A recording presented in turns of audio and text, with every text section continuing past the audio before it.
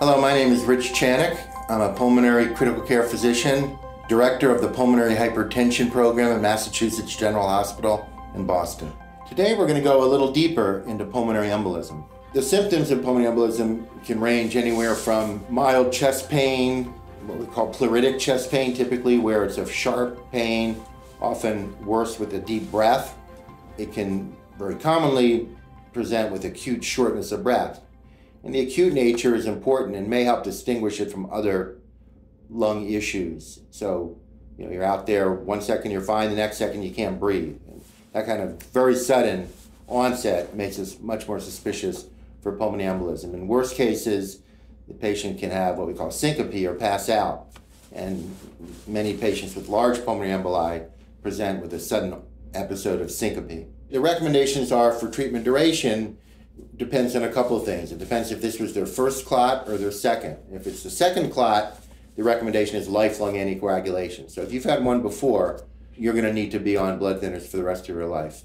If this is your first clot and is what we call provoked, meaning there was a clear reason why somebody got the clot, they fractured their ankle or had a recent surgery, then that patient could stay on anywhere from 3 to 6 months and then potentially come off.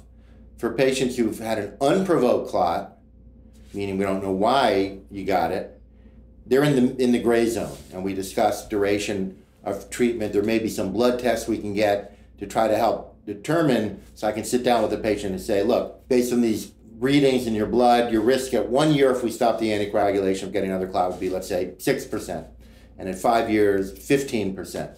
And that's based on equations we use, based on a number of factors. And then in many cases, it's the patient's decision. It's very much an interaction we have with the patient. So after an acute pulmonary embolism, several things can happen. We think probably at least 80% of the time, if not more, the clot completely goes away by 6 to 8 weeks.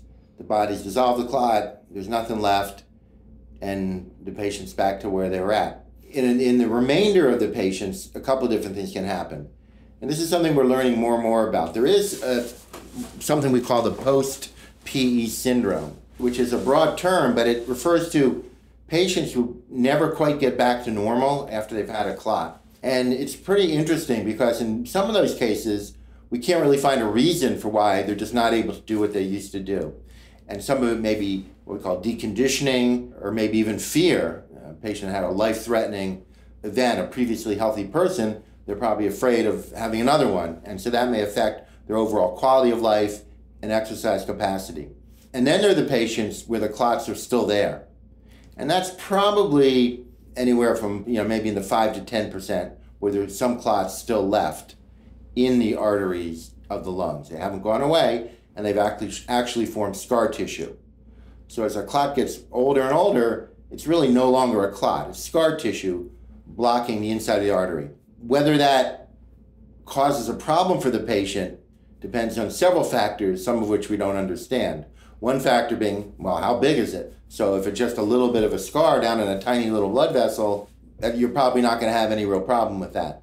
If it's a big scar blocking several branches, well, that's a patient who is a good chance of developing CTEPH. So some of it's size. And then there probably are other complicated factors. Patients with certain inflammatory conditions are more at risk. There's a number of things we don't fully understand about why some people get CTEPH and some people don't. So that's an area of interest, actually. If there's a concern about chronic thromboembolic disease or chronic thromboembolic pulmonary hypertension in a patient, let's say, who had a pulmonary embolism and just never quite got back to baseline and is still limited, still doesn't feel quite right, one needs to consider that this could be chronic thromboembolic disease and get the right imaging test.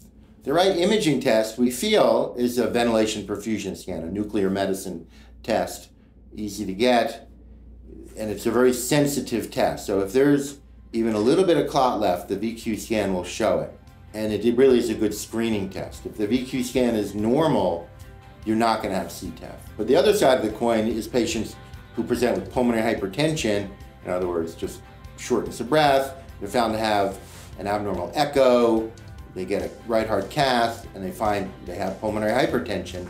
Part of the workup of that is to rule out CTEPH. Turns out that of patients with CTEPH, About 30% of those patients never had a history of an acute PE. They presumably had one, they just didn't know about it at the time. So they just came with pulmonary hypertension, chronic shortness of breath. So unless you looked for CTAF in that patient, you would never find it. So that's why in the diagnostic algorithm, the VQ scan is right in there as a test one needs to order. My name is Richard Channick, and I'm aware that I'm rare.